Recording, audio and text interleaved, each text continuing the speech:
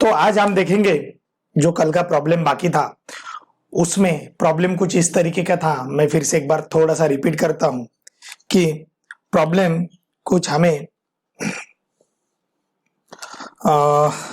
ऐसा दिया था कि अगर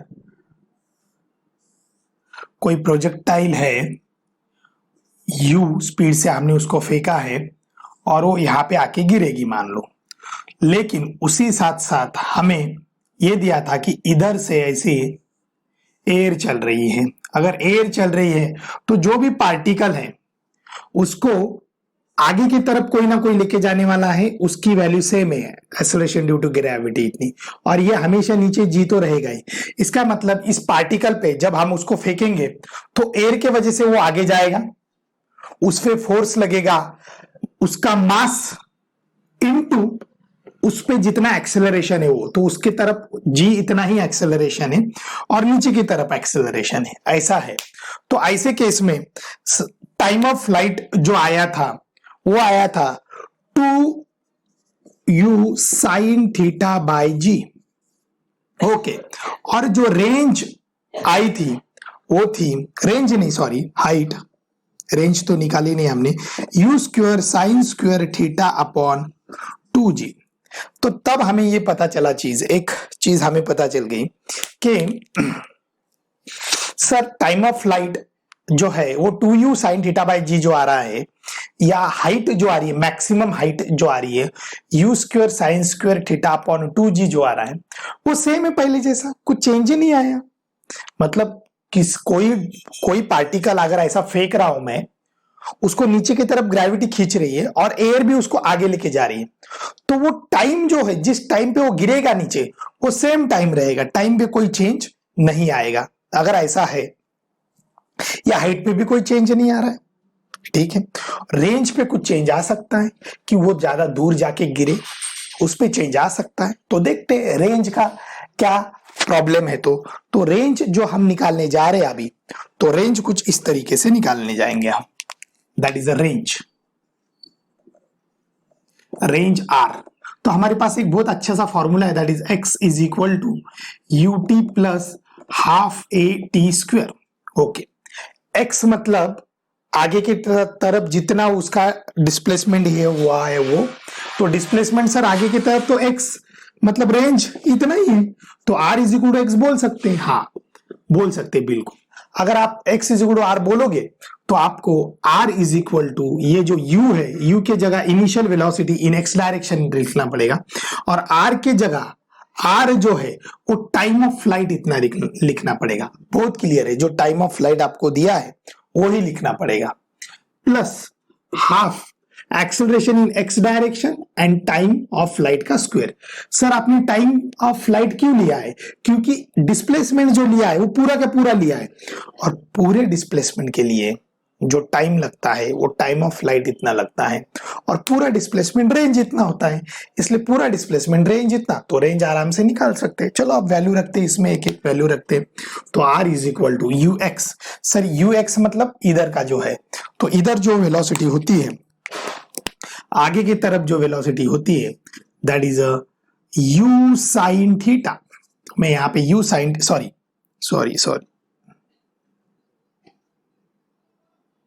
इधर लिखता हूं मैं u cos थीटा और इधर u sine theta.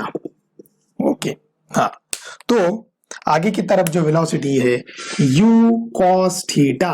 Okay sir, time of flight अभी निकाला हमने, that is a 2u sine theta by g, ठीक है, plus half acceleration x direction में कितना है, तो सर वो g है, ax is equal to g है, तो यहाँ पे मैं g पॉजिटिव लिखता हूं क्योंकि आगे की तरफ पॉजिटिव है। फिर से time of flight 2u sine theta upon g, 2u sine theta upon g का स्क्वायर। ये इतना क्लियर कट आया है, ये इतना क्लियर कट वैल्यू आया है। तो यहां से कुछ कैंसल वगैरह हो सकता है क्या, उस पर थोड़ी सी चर्चा करते हैं। तो देखते, हमें पता है ये 2, यहां पे u और ये 2, तो 2u स्क्वायर में लिख सकता हूं, और cos थीटा और sin थीटा और 2, तो 2 साइन थीटा कॉस थीटा होता है साइन 2 थीटा, मतलब ये 2 निकाल देता हूं, इधर आएगा साइन 2 थीटा अपॉन जी, ठीक है, प्लस इधर देखते हैं, इधर ये 2 है, ये 2 का स्क्वायर और ये 2, ये कैंसल क्योंकि ये स्क्वायर है, ठीक है, ये जी और इधर का जी स्क्वायर का एक जी कैंसल, तो सर ऊपर बचेगा सिर्फ 2 you square sine square theta upon ये जी कैंसल और इधर का एक जी ही बचेगा। ओके, तो इस प्रकार से हमें आ गया यू स्क्वायर साइन 2 थीटा और 2 यू स्क्वायर साइन थीटा, इस प्रकार से ये आ गया, दैट इज अ रेंज, ये रेंज आ गई। अब इंटरेस्टिंग चीज ये है, क्या ये पहली वाली रेंज थी? तो नहीं सर, बिल्कुल इतनी बड़ी तो कोई रेंज नहीं आई थी। यहां से हम यू स्क्वायर कॉमन निकाल सकते हैं, लेकिन ये साइन 2 थीटा और ये साइन स्क्वायर थीटा है, दोनों अलग अलग चीजें, तो ये ऐसी कुछ तो रेंज नहीं आई थी। ये रेंज का फॉर्मूला मैंने आपको बता दिया। क्या सर ये मैं याद रखूं? अगर ऐसी रेंज निकालना है तो क्या ये मैं याद रखूं? तो बिल्कुल नहीं, बिल्कुल नहीं ऐसे याद रखना। बस इतना याद रखना है कि ये जो वेलोसिटी है, ये जो आगे की तरफ की जो स्पीड है, वो यहां पे डाल देना और टाइम ऑफ फ्लाइट अलग से निकाल लेना। एक बार टाइम ऑफ फ्लाइट निकाल लिया तो horizontal speed into time of flight plus half, अगर कोई एक्सेलरेशन है इधर तो वो यहां पे लिखो और टाइम ऑफ फ्लाइट आपने यहां पे निकाल चुके। ये फॉर्मूला याद रखने की कोई जरूरत नहीं है, मैं सिर्फ बोलूंगा ये एक फॉर्मूला याद रखो, दैट इज काइनेमेटिक्स के 3 फॉर्मूले याद रखो। ये हो गई एक बात। दूसरी बात, रेंज मैक्सिमम कैसे आएगी? अगर मुझे यहां पे मैक्सिमम रेंज निकालना है कि कितनी ज्यादा से ज्यादा रेंज हो सकती है, तो वो किस पे डिपेंड है? इनिशियल वेलोसिटी तो मैं कोई चेंज नहीं करने वाला हूं, मैंने ऐसा फेंक दिया, तो मैं बोल रहा हूं कि थीटा एंगल ऑफ प्रोजेक्शन के हिसाब से कहां पे मैक्सिमम वेलोसिटी आ सकती है, कि सर इतना अगर आपने वेलोसिटी रखा तो इतनी मैक्सिमम वेलोसिटी आएगी, सॉरी मैक्सिमम रेंज आएगी। तो मैक्सिमम रेंज यहां पे अगर देखा जाए तो range is a function of theta, theta का फंक्शन है, क्लियर कट दिख रहा है। तो हमें, मैंने आपको डेरिवेटिव में पढ़ाया है, डेरिवेटिव में एक चीज पढ़ाई है, वो ये है कि अगर कोई मैक्सिमा और मिनिमा निकालना है तो उसका डिफरेंशिएट करते हैं।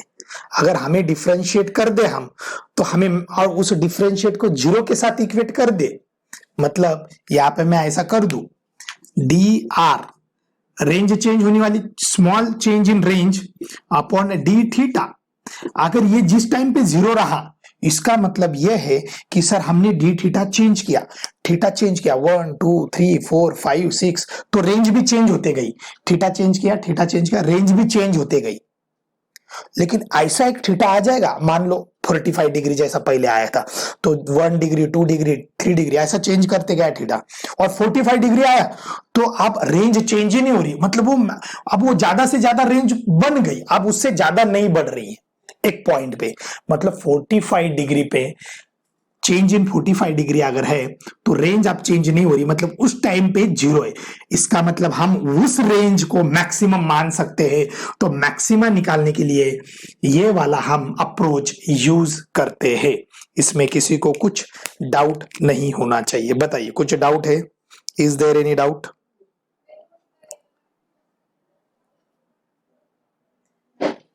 You square sine square theta कैसे आया? ये वाला स्क्वायर है नहीं, इधर इधर टी स्क्वायर है, this is a t square, तो ये यू, अच्छा ये कैसे आया?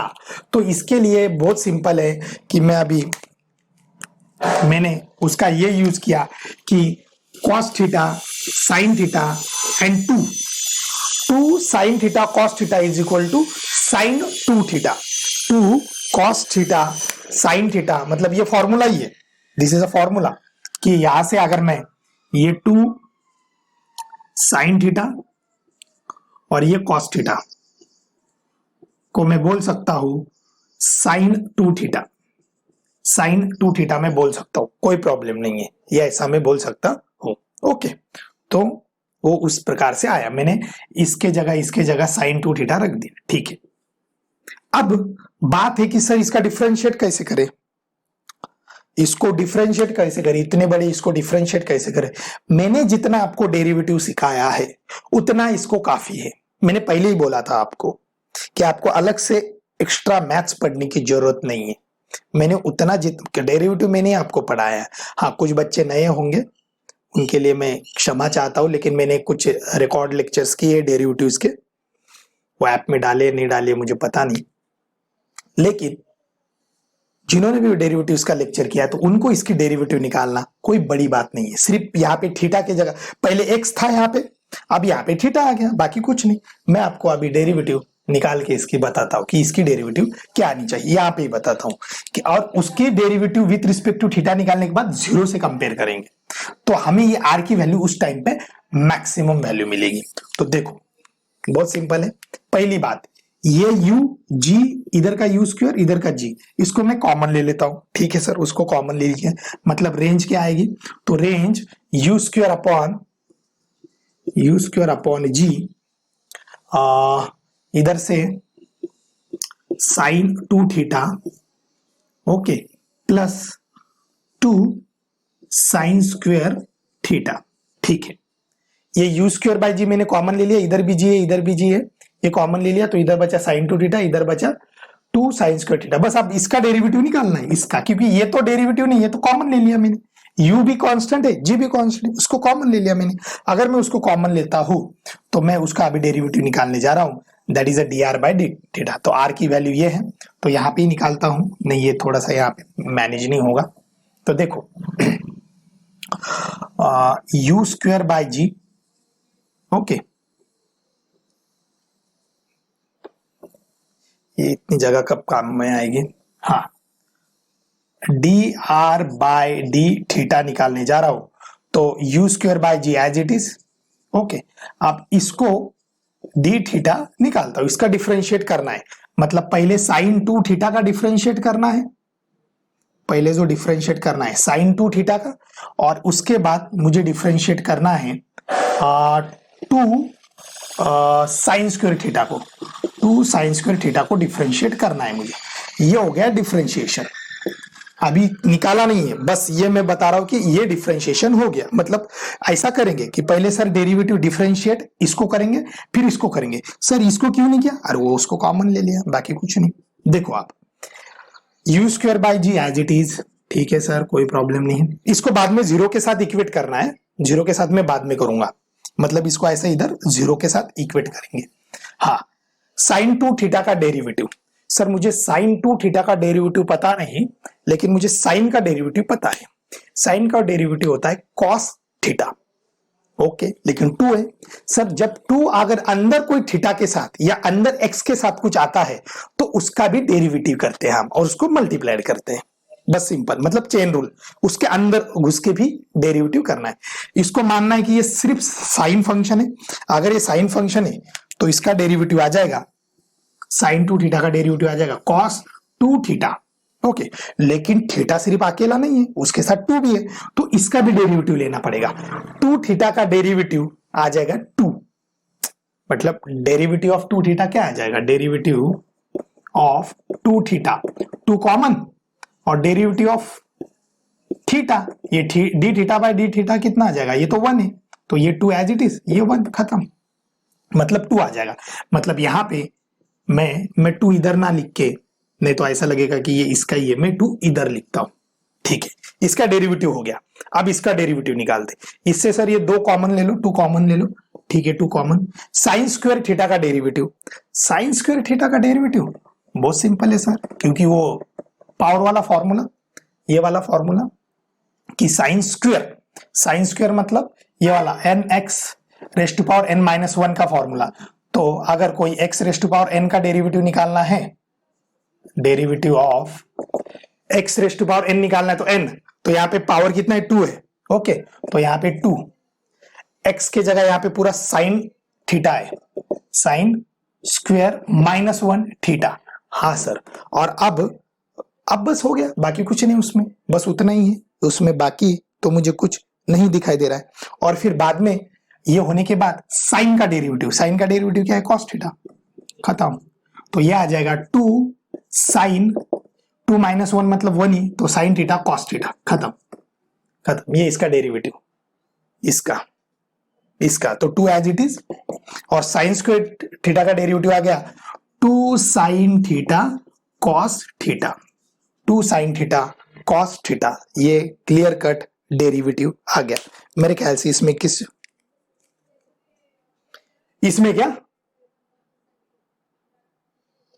क्या और बोलो इसमें, हाँ अरे ये देख, पहले साइन का डेरिवेटिव ले लिया, सॉरी साइन का nx रेज़ टू पावर का डेरिवेटिव ले लिया, लेकिन साइन खुद का डेरिवेटिव कहां लिया हमने, वो तो फॉर्मूला लगा दिया हमने चेन रूल से, फिर से उसके अंदर जाके डेरिवेटिव लेना पड़ता है। पहले पावर वाला फॉर्मूला लगा दिया क्योंकि पावर था वहां पे, ओके, ये पावर वाला फॉर्मूला इसको लगा दिया। अब हाँ, अब उसके अंदर जाके उसका डेरिवेटिव लेना पड़ेगा। तो मेरे ख्याल से आपका आ गया 2 cos थीटा, इस टाइप का फंक्शन आ गया। अब क्या करता हूं, इसको थोड़ा सा मुझे कहीं ना कहीं जगह चाहिए तो मैं मिटा देता हूं। आप थोड़ा सा लिख लो, लिखना है तो जो भी आपको लिखना है, मैं क्या मिटा दूं, मैं इधर का कुछ तो मिटा देता हूं, ये इधर का ये लिख लो आप, मैं मिटा देता हूं।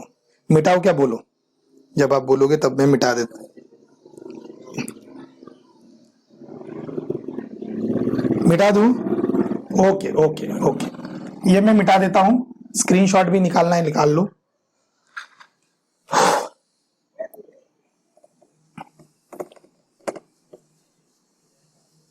बहुत इंटरेस्टिंग रिजल्ट आएगा।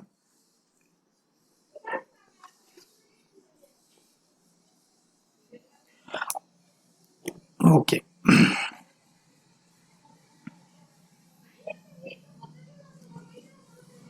हाँ अब देखो, मैं इधर लिखता हूं कि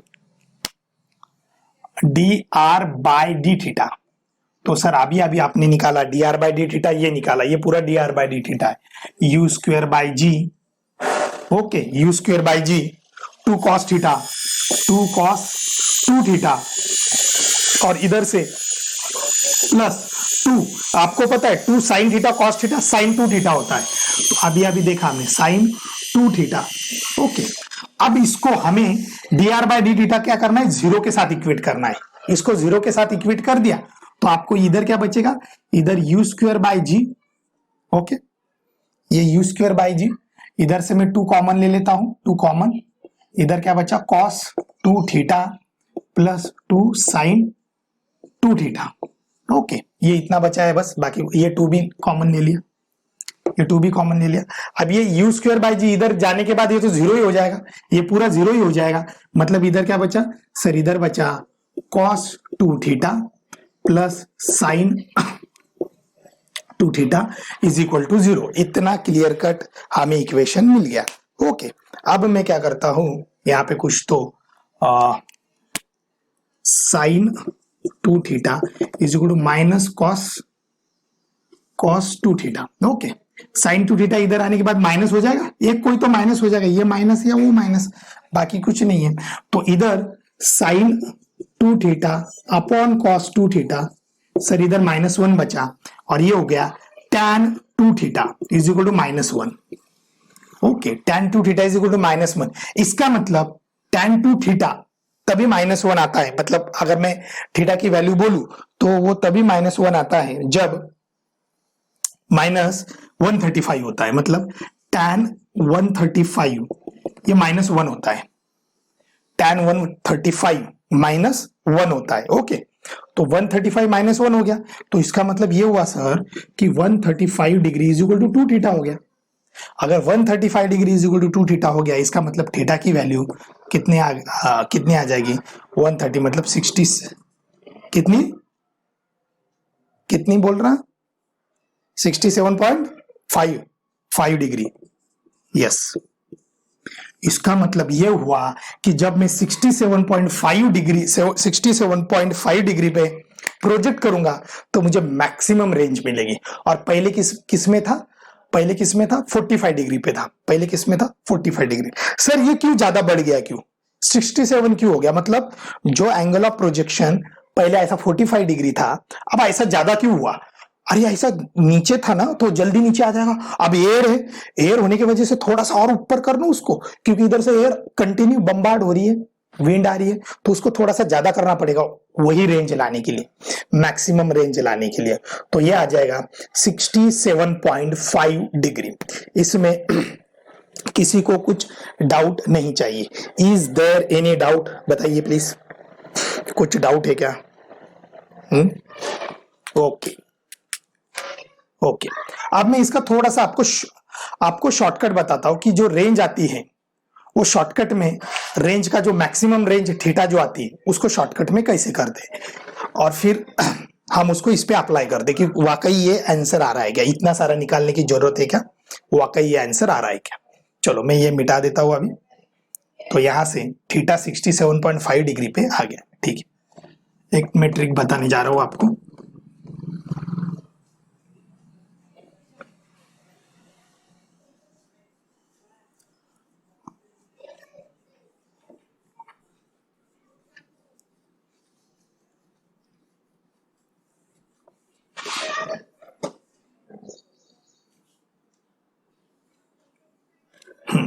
अब देखो,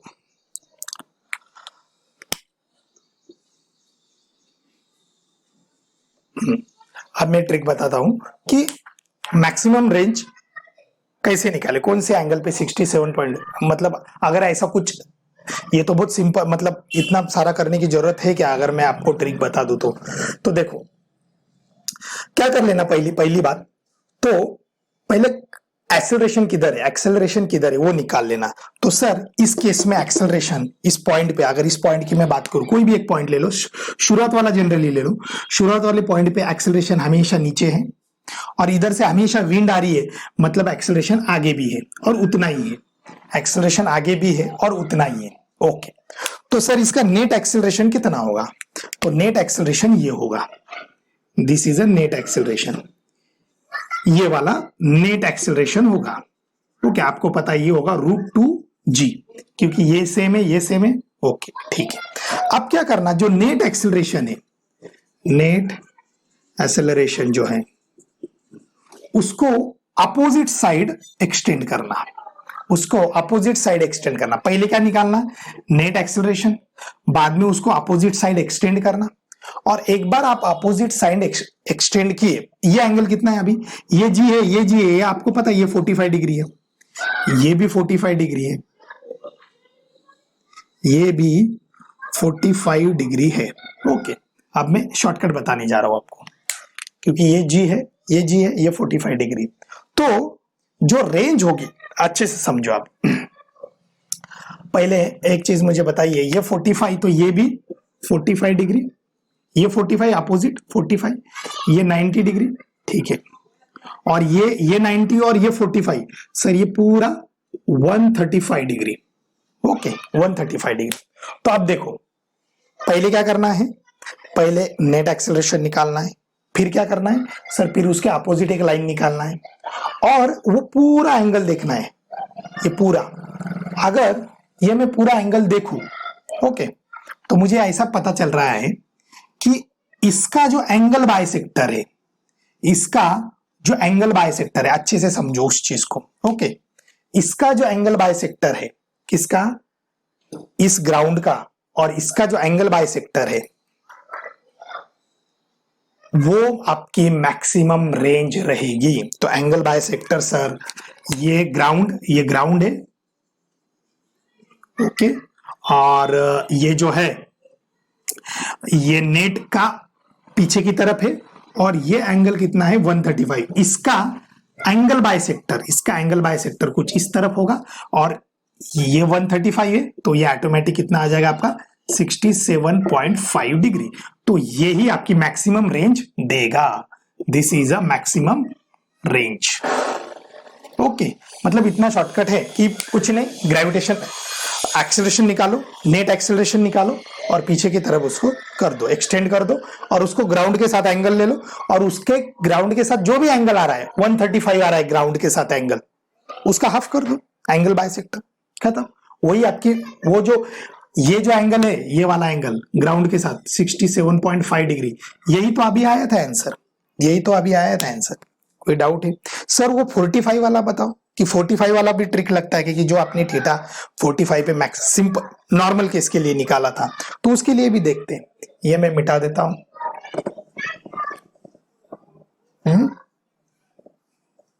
बोलो बोलो।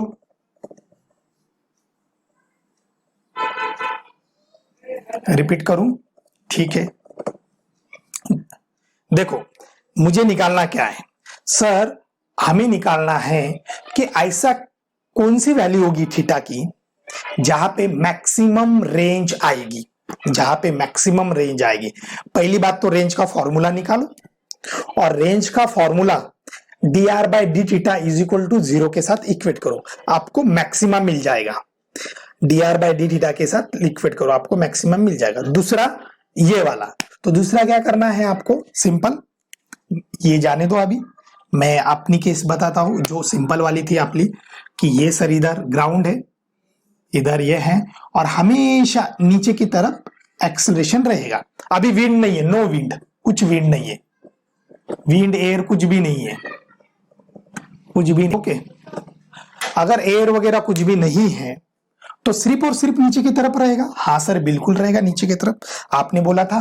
तो नेट एक्सेलरेशन कितना होगा, सॉरी यही तो नेट एक्सेलरेशन है, यही तो नेट एक्सेलरेशन है। तो आपने बोला था नेट एक्सेलरेशन निकाल के पीछे की तरफ लाइन खींचो, तो मैंने पीछे की तरफ लाइन खींची, ये देखो पीछे की तरफ लाइन खींची। ये एंगल कितना हो गया ग्राउंड के साथ 90 डिग्री, और इसका मतलब ये हो गया फर्स्ट स्टेप नेट एक्सेलरेशन। पीछे की तरफ लाइन खींचो, दूसरी स्टेप, और जो भी है वो ग्राउंड के साथ एंगल जो भी बना रहा है उसका बाइसेक्टर। तो ये देखो ये 90 है, तो इसका बाइसेक्टर, और ये कितना हो जाएगा 45 डिग्री। मतलब 45 डिग्री के लिए रेंज जो है वो है। मेरे ख्याल से ये समझ में आया आपको। यहां पे भी वैसा ही किया मैंने, दो एक्सेलरेशन निकाले, यहाँ पे ये नेट एक्सेलरेशन, वो पीछे की तरफ लाइन खींचे और फिर एंगल निकालते गए। ग्राउंड के साथ जो भी एंगल आ रहा है ये पीछे के लाइन का, उसको हाफ कर दो बस। वहां पे वो एंगल ऑफ प्रोजेक्शन पे you will get maximum range, you will get maximum range. मेरे ख्याल से ये आपको समझ में आया होगा, इसमें कोई डाउट नहीं है। ठीक है, तो कोई भी आप इससे रेंज निकाल सकते हो, इतना बड़ा करने की जरूरत नहीं है, और करोगे तो फिर वही आएगा आपका, है ना। चलो ठीक है, ये हम अब नेक्स्ट टॉपिक की तरफ बढ़ते हैं।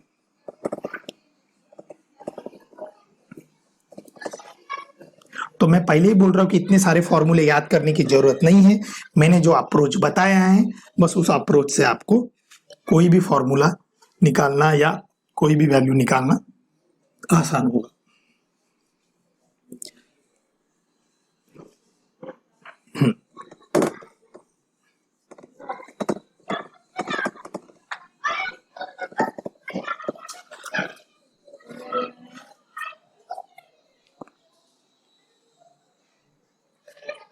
चलो अब नेक्स्ट टॉपिक में ले रहा हूं प्रोजेक्टाइल, प्रोजेक्टाइल मोशन। सर यही तो ले रहे थे अभी तक, प्रोजेक्टाइल। अरे आवाज बंद करो, कौन है तो please mute your sound. Projectile motion, sir अभी तक यही तो चल रहा था, projectile motion on inclined plane, inclined plane. अब जो ग्राउंड है वो ग्राउंड नहीं, मतलब जो भी प्लेन है अभी वो थोड़ा सा भी इंक्लाइन है, ग्राउंड के साथ कुछ ना कुछ एंगल बना दिया। अगर ऐसा है तो प्रोजेक्टाइल कैसे होगा, मतलब वो टाइम ऑफ फ्लाइट, रेंज कैसा होगा। तो यहां पे भी हमें दो इंक्लाइन देखने चाहिए। अब दो इंक्लाइन मतलब ऐसा इंक्लाइन है और ऐसा नीचे की तरफ डिक्लाइन वाला है ना। तो देखते हैं अभी फिलहाल में तो हम अप इंक्लाइन की बात करेंगे, अप इंक्लाइन की बात करेंगे। तो अप इंक्लाइन कुछ इस तरीके के होगा, ये ग्राउंड है, दिस इज अ ग्राउंड, ठीक है, ग्राउंड है। अब जो आपका होता है ना कभी कभी, मतलब हमने देखा है ना कि कोई प्रॉपर ऐसा ग्राउंड होता है तो थोड़ा सा स्लोप वाला भी ग्राउंड होता है ना। तो उस टाइप का अगर ग्राउंड, मतलब उस टाइप का अगर प्लेन है, उस टाइप का अगर प्लेन है तो वो ऐसा रहेगा। हाँ सर बिल्कुल ऐसा रहेगा, वो ऐसा रहेगा, और वो कुछ ना कुछ एंगल बना रहा है अल्फा, कुछ ना कुछ ग्राउंड के साथ अल्फा एंगल बना रहा है। ओके, तो सर जो अल्फा है ये क्या है, एंगल ऑफ प्रोजेक्शन है क्या? नहीं, एंगल ऑफ इंक्लिनेशन है। What is alpha? What is alpha? Alpha is angle of inclination, inclination या इंक्लाइंड एंगल भी बोलते हैं उसको, इंक्लाइंड एंगल भी बोलते हैं या एंगल ऑफ इंक्लिनेशन। मतलब ग्राउंड ऐसा नहीं, अब ऐसा है थोड़ा सा।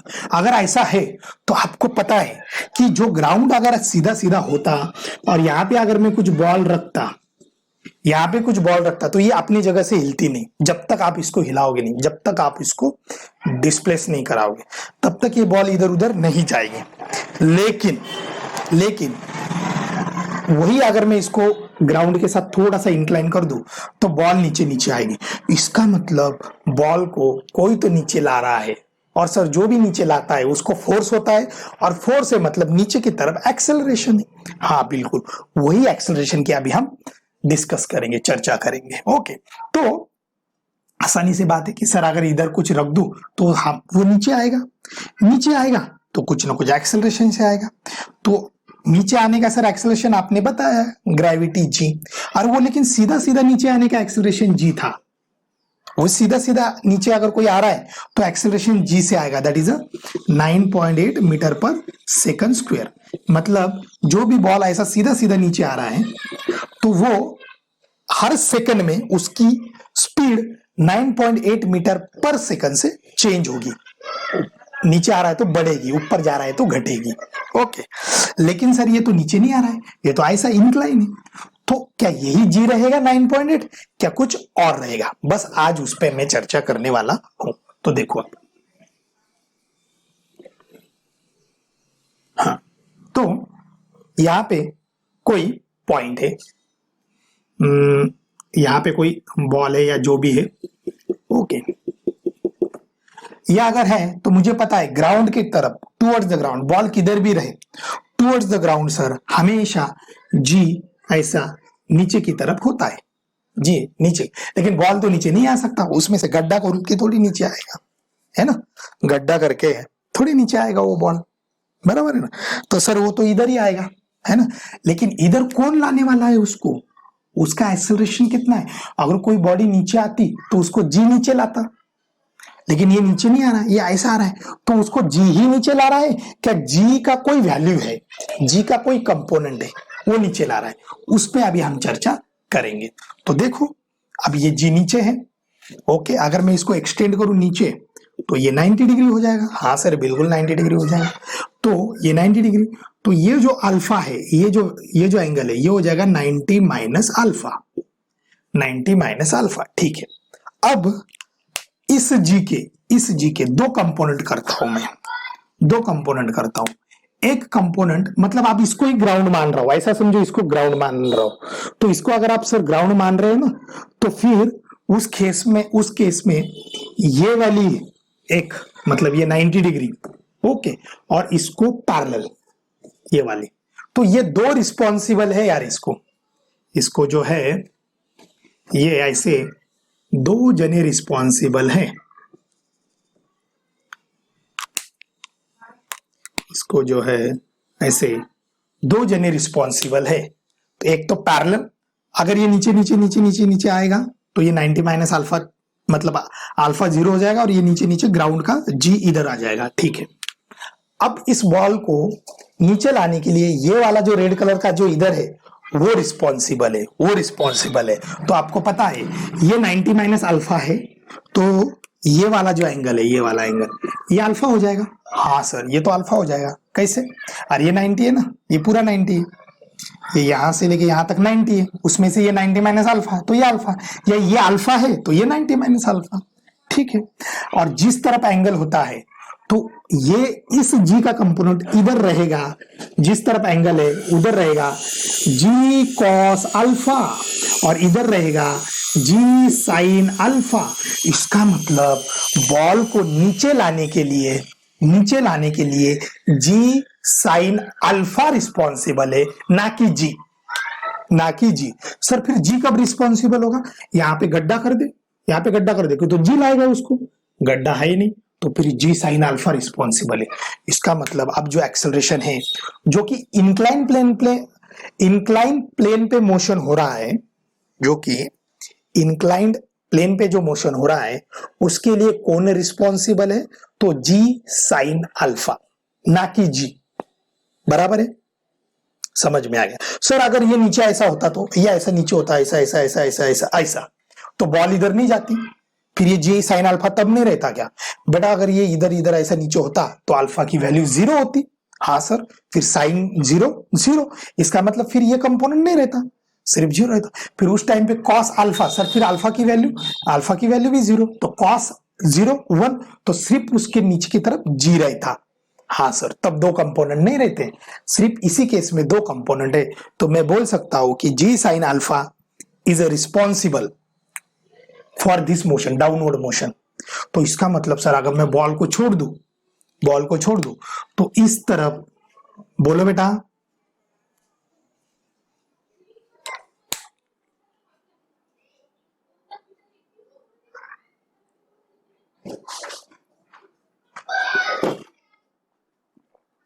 यस बिल्कुल, कॉस 90 माइनस अल्फा ही साइन अल्फा होता है।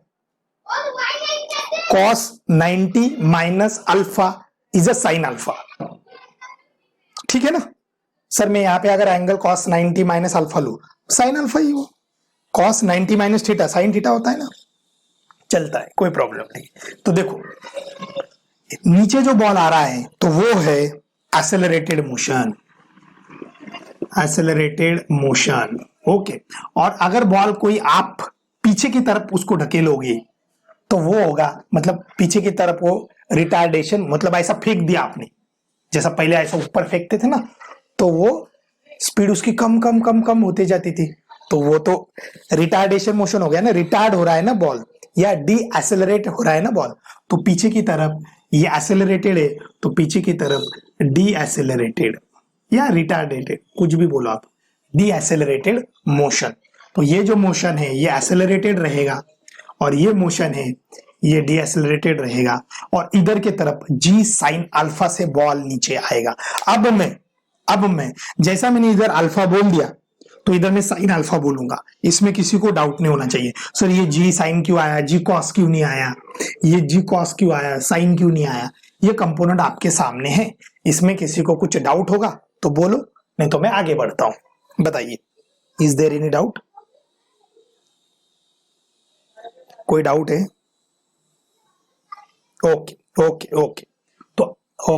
तो अब बॉल जब भी नीचे आएगा तो जी इंक्लाइन प्लेन पे बॉल जी साइन अल्फा के कंपोनेंट के साथ नीचे आएगा। ओके ठीक है, तो अल्फा को मैंने एंगल ऑफ इंक्लिनेशन बोला है, अल्फा को मैंने एंगल ऑफ इंक्लिनेशन बोला है। अब इसमें ले रहे हैं हम प्रोजेक्टाइल मोशन। अब प्रोजेक्टाइल मोशन की बात करेंगे, अभी तो प्रोजेक्टाइल मोशन की बात नहीं करें, अभी तो नॉर्मल, मतलब आप फेंको ना फेंको वो बॉल को नीचे ही आना है, वो बॉल को नीचे ही आना है, आप फेंको या ना फेंको, ठीक है। अब प्रोजेक्टाइल की बात करेंगे कि अगर कोई ग्राउंड है, this is a ground, okay, और इस ग्राउंड पे ये इंक्लाइन प्लेन है, थोड़ा सा इंक्लाइन प्लेन छोटा निकालता हूं, ये इंक्लाइन प्लेन है सर, ये एंगल अल्फा है, एंगल ऑफ इंक्लिनेशन, ओके ठीक है, ये ग्राउंड है, ओके। अब क्या करता हूं, यहां से कोई बॉल को प्रोजेक्टाइल करता हूं, अब इसको ही ग्राउंड मान रहा हूं मैं, क्योंकि यही ग्राउंड है, लेकिन थोड़ा स्लोप वाला ग्राउंड है, स्लोप वाला ग्राउंड, अब इसको ही ग्राउंड मान रहा हूं मैं। अगर मैं इसको ग्राउंड मानता हूं, इसको ग्राउंड मानता हूं, तो यहां से मैं, मतलब ये वाला हो गया y डायरेक्शन, ओके, और ये जो सीधा जा रहा है ये हो गया हमारा x डायरेक्शन, हाँ सर, ये ऐसा हो गया, ओके। अब इसको ही आपको मानना है, अगर इसको आपको ऐसा मानना है तो एक काम करते हैं ना, फिर हम यहां से कुछ ऐसी वेलोसिटी देते हैं, that is u velocity, and this angle is theta. ये थीटा क्या है सर? एंगल ऑफ प्रोजेक्शन, किसके साथ? इंक्लाइन प्लेन के साथ, इंक्लाइन, ग्राउंड के साथ नहीं। फिर ग्राउंड के साथ कितना है प्रोजेक्शन? थीटा प्लस अल्फा, फिर क्या होगा, फिर ये कुछ इस तरह आ जाएगा, ठीक है सर, कोई प्रॉब्लम नहीं, यहाँ पे आ गया, यहाँ पे time t is equal to 0 पे निकला, यहाँ पे time t is equal to flight of time या टाइम ऑफ फ्लाइट, पे पहुंचेगा, flight of time of flight पे पहुंचेगा ये यहाँ पे, ठीक है सर। इसकी मैक्सिमम हाइट ये वाली ले लो, this is a maximum height. Sir इसकी रेंज ये वाली ले लो, this is a range, okay this is a range. ये रेंज हो गई, ये टी हो गया, टाइम ऑफ फ्लाइट हो गया, ये मैक्सिमम हाइट हो गई, time t is equal to 0 पे स्टार्ट किया, ये थीटा क्या है सर? थीटा बहुत अच्छे से समझ लो, theta is angle of projection. Theta is angle of projection, it's important, theta is angle of projection, okay. लेकिन ये थीटा किसके साथ है? ग्राउंड के साथ है क्या? नहीं, angle of projection with inclined plane, with inclined plane, okay. Theta is angle of projection with inclined plane, okay. हाँ, एंगल ऑफ प्रोजेक्शन अगर कोई पूछता है अल्फा के फॉर्म में बताओ, तो theta plus alpha with ground. किसी ने पूछा नहीं एंगल ऑफ प्रोजेक्शन ग्राउंड से बताओ, तो थीटा प्लस अल्फा, इसमें क्या है ना। तो मेरे ख्याल से ये आपको समझ में आया। अब हमें निकालना है same time of flight, range, maximum height, वही हमारा जो पहला जो चल रहा था वही, कि अब कैसे होगा। हाँ, अब सर इसको नाम क्या दे? ये कौन सा केस है? ये है मतलब इस केस को अगर मुझे नाम देना है तो इसको मैं नाम दूंगा, कहाँ पे लिखूं? यहाँ पे लिखता हूं, up the incline, up the incline.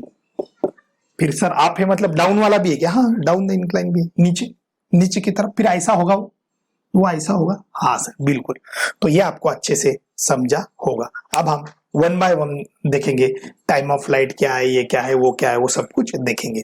लेकिन वो देखने के पहले ये चीज आपको याद रखना है अच्छे से कि ये y डायरेक्शन और x डायरेक्शन, अब जो बॉल जो जाएगा, ये बॉल जो जा रहा है, ऐसा बॉल जो जा रहा है, तो बॉल को दो एक्सेलरेशन रहेगी। हाँ सर, इसके तरफ g कॉस अल्फा और इसके तरफ g साइन अल्फा। अब एक्सेलरेशन रहेगा, पहले नहीं था, अब रहेगा। सर आप वो इक्वेशन बताइए कैसे रहेंगे, x और y में जो इक्वेशन आप लिखाते थे वो कैसे रहेंगे, उसके बारे में अभी हम चर्चा करेंगे, ठीक है। देखो मैं इधर लिखता हूं, ये थोड़ा सा मिटा देता हूं। हाँ, वो इक्वेशन एक बार आपको आ गए तो बाकी की चीज आ जाती है आराम से। तो x direction and y direction की बात करूंगा। पहले इनिशियल वेलोसिटी इन x डायरेक्शन, सर ux, तो ux तो यही रहेगा यार, ये देखो ये वाली, ये रहेगी u cos थीटा और ये होगा u sin थीटा, वही। लेकिन ये y डायरेक्शन कौन सा, अब x एंड y शिफ्ट कर दिया हमने। हाँ, तो ये रहेगा u cos थीटा और ये रहेगा u sin theta, where theta is the angle of projection with incline plane. ये बहुत ही इंपॉर्टेंट है। अब बात करते हैं एक्सेलरेशन की। ax का एक्सेलरेशन क्या रहेगा? सर बॉल जो है ना, बॉल को जब ऐसे फेंक रहे हो ना आप, तो हमेशा बॉल को इस प्लेन के अलोंग एक एक्सेलरेशन लग रहा है, जो कि अभी आपने बताया था, वो था g साइन अल्फा। लेकिन सर आपने बॉल ऐसा फेंका और एक्सेलरेशन ऐसा था, मतलब बॉल को कोई आगे नहीं जाने दे रहा, इधर खींच रहा है, तो सर उसको माइनस बोलो। सर ये समझ में आया क्या बताइए? माइनस g साइन अल्फा समझ में आया क्या? कोई डाउट है इसमें? एक्सेलरेशन अलोंग x डायरेक्शन, हाँ ये नहीं था अभी तक, ये कंसेप्ट नहीं था, अभी आया ये। फिर इधर ay is equal to g cos alpha. Sir ये कहां से आया? g क्यों नहीं? अरे ay मतलब ये वाला ना, यहाँ पे जो एक्सेलरेशन रहेगा, मतलब बॉल मान लो इधर है, तो बॉल को नीचे की तरफ रहेगा g cos अल्फा और ये बॉल को इधर g sin अल्फा, ओके। और ये सीधा ग्राउंड नीचे g, हाँ सर बिल्कुल। और ये था अल्फा और ये था 90 माइनस अल्फा।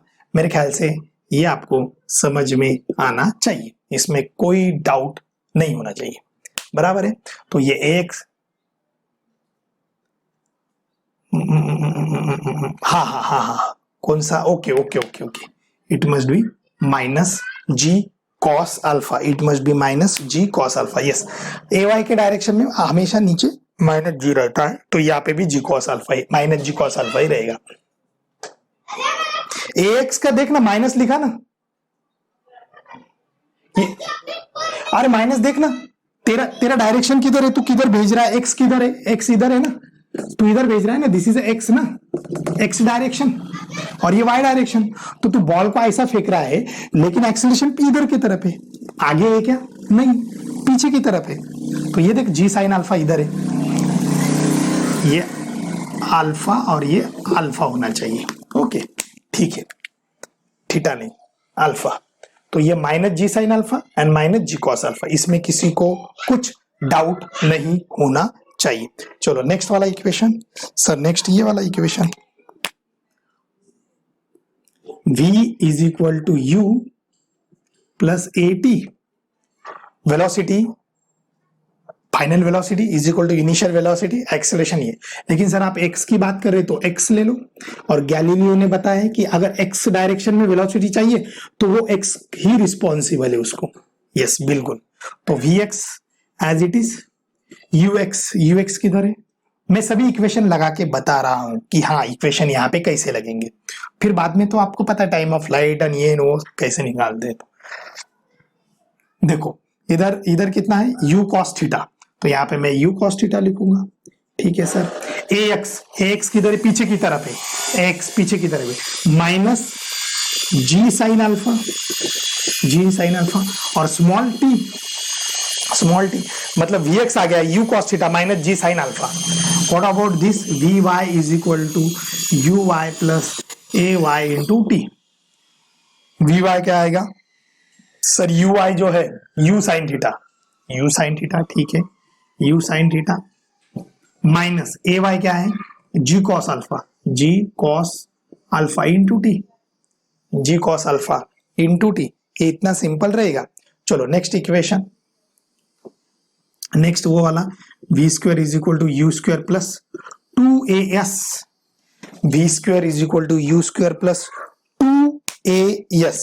अब देखो x डायरेक्शन में तो x वाली, ये x वाली, और एक्सेलरेशन इन x, और डिस्प्लेसमेंट जो है, डिस्प्लेसमेंट में है वो भी तो x रहेगा, यहां से लेके यहां तक का डिस्प्लेसमेंट x नहीं सर, वो तो रेंज होता है। अरे रेंज तो पूरा हो गया, x मतलब इधर हो सकता है यहां तक x हो सकता है यहां तक x हो, हाँ x पूरा यहां से लेके यहां तक, फिर उसको बाद में हम रेंज बोलेंगे, ठीक है, कोई प्रॉब्लम नहीं है।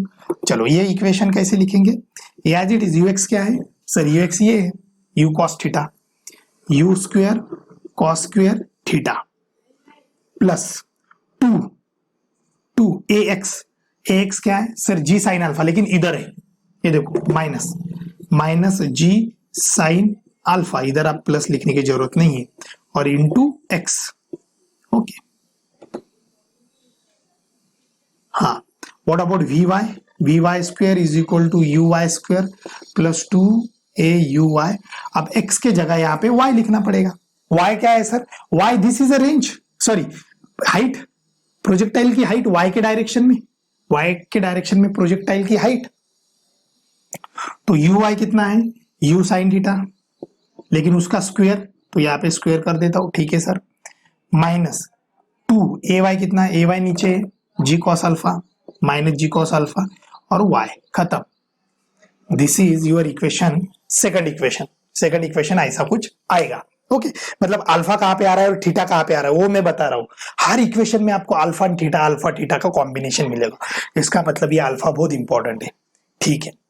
अब नेक्स्ट इक्वेशन, लास्ट वाली equation, s is equal to u t plus half a t square. s मतलब क्या सर, डिस्प्लेसमेंट, s को मैं x बोल सकता हूं, u x into t plus half a t square plus half a t square, a को मैं x बोलूंगा, x को एज इट इज रखूंगा, यू एक्स अभी निकाला हमने, u cos theta,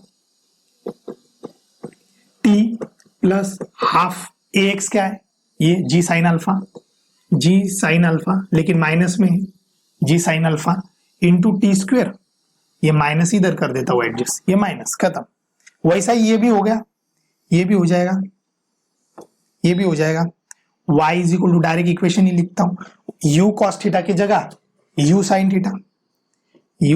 theta into t minus half g square, g क्या है इधर, ए वाई कितना है minus g cos alpha into t का स्क्वेयर, खत्म।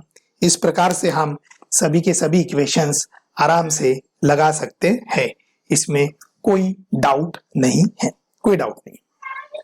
समझ में आया क्या बताइए? एस और नो, एस साइड हो जाओ, हाँ साइड हो गया। बताइए समझ में आया, इसमें कोई डाउट नहीं होना चाहिए, नॉट ए सिंगल डाउट, कोई डाउट नहीं है। ओके, अब देखो 1 मिनट में इसी इक्वेशन से हम टाइम ऑफ फ्लाइट निकाल सकते हैं। Time of flight sir, time of flight क्या होता है? टाइम ऑफ फ्लाइट यहां से जाके यहां तक जब आएगा वो, तो वो टाइम ऑफ फ्लाइट होगा, ये पूरा टाइम। इस केस में इधर से जाके ऊपर जाके इधर जाके यहां पे आ गया, तो ये पूरा यहां से यहां तक का डिस्प्लेसमेंट 0 हो गया। ऊपर गया फिर से नीचे आया, y डायरेक्शन में डिस्प्लेसमेंट कितना हो गया 0। तो ये वाला फॉर्मूला लगेंगे y वाला, y इज इक्वल टू क्या है हमारे पास, y is equal to u sine theta into t minus half g cos alpha into t square. Sir यही फॉर्मूला क्यों आपने चूज किया? क्योंकि y हमारे को पता है, पूरे फ्लाइट में पूरा प्रोजेक्शन में y 0 हो जाता है, तो ये y 0 पता है हमें टाइम निकालना है, तो t का इक्वेशन है इसमें, हाँ सर t का इक्वेशन है इसमें, u sine theta as it is, ठीक है, into t minus half g cos alpha t square, ठीक है।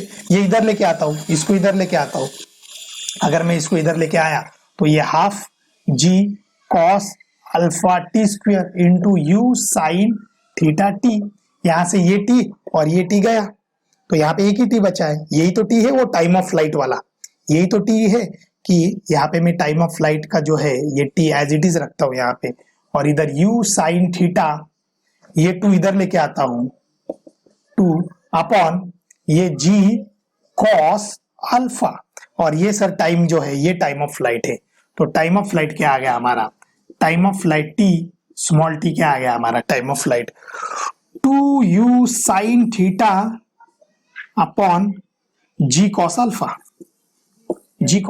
अरे सर ये टाइम ऑफ फ्लाइट वही तो है 2u साइन थीटा बाई जी, लेकिन सर यहाँ पे कॉस अल्फा आया क्योंकि अभी जी एक्सेलरेशन नहीं है, आपको पता है जी कॉस अल्फा एक्सेलरेशन है नीचे आने के लिए, पहले एक्सेलरेशन क्या था नीचे आने के लिए, जी था, ऐसा जो था उसमें जी ही खींच रहा था, अब कौन खींच रहा है y डायरेक्शन में, जी कॉस अल्फा, इसलिए यहाँ पे जी कॉस अल्फा है टाइम ऑफ फ्लाइट में। समझ में आया क्या नहीं, यस और नो बताइए प्लीज, अच्छे से समझ में आया कि ये क्यों ऐसा आया, क्यों आया ये समझ में आया, कोई डाउट नहीं इसमें, कोई डाउट नहीं है।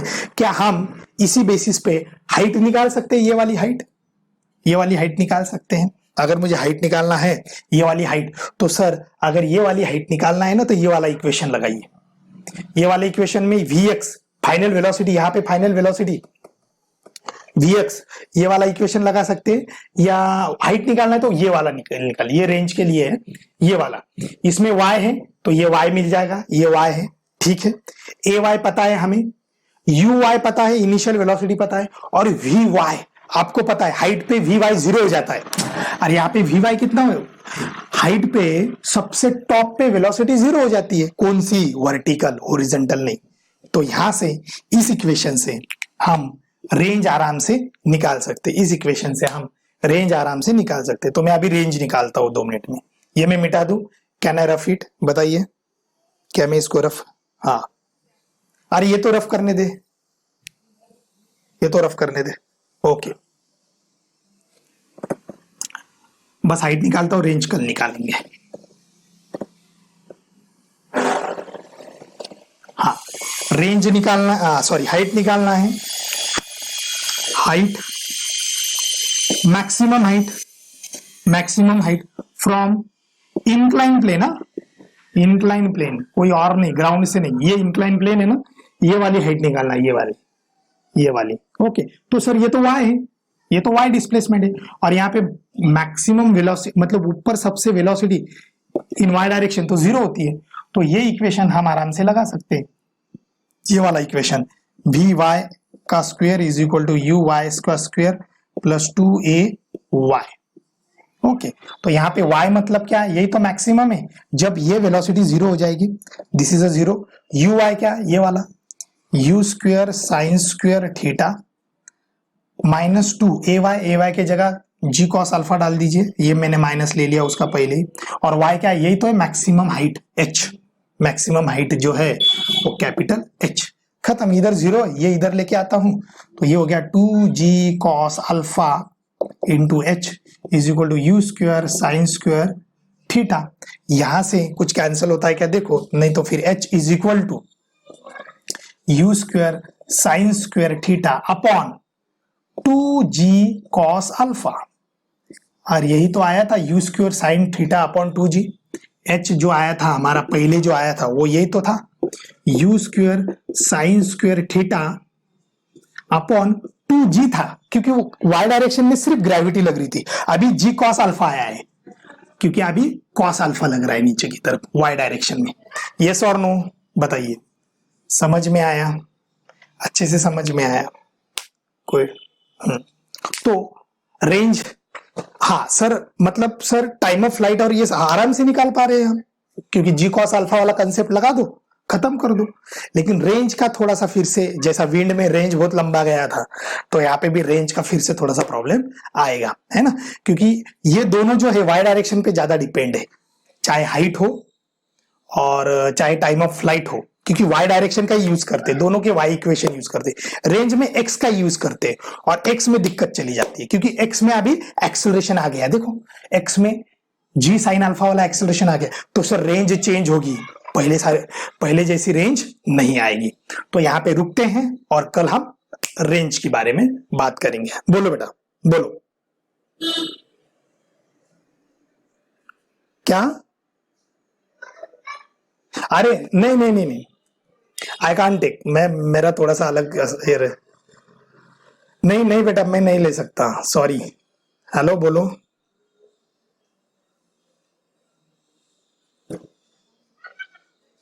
हाँ, टाइम ऑफ फ्लाइट में वी वाई सर 0 क्यों किया बेटा? वी वाई क्या है? वी वाई टॉप मोस्ट की अच्छा time of flight, okay okay okay okay, कहाँ गया वो इक्वेशन? हाँ, टाइम ऑफ फ्लाइट में जो टाइम ऑफ फ्लाइट मुझे निकालना है, तो ये पूरा ऐसा गया ऐसा गया ऐसा गया ऐसा गया, मतलब y जो है पहले ऊपर गया y y y, तो y बढ़ गया, फिर y नीचे आया y 0 हो गया, तो इधर y कितना हो गया, यहां से यहां तक आने में y पूरा 0 हो जाएगा, तो y 0 ले लिया, लेकिन पूरा फ्लाइट तो कंप्लीट हो गया। y 0 होने के बाद भी फ्लाइट कंप्लीट, अरे तो ऐसा ऊपर गया और नीचे आया, फ्लाइट तो तेरी कंप्लीट हो गई, लेकिन y तो 0 हो गया ना, क्यों? ऊपर पॉजिटिव मतलब ऊपर 5 मीटर गया और नीचे 5 मीटर आया, 5 - 5 0 हो गया ना y, यस और नो? हाँ, चलो कुछ और डाउट है बताइए।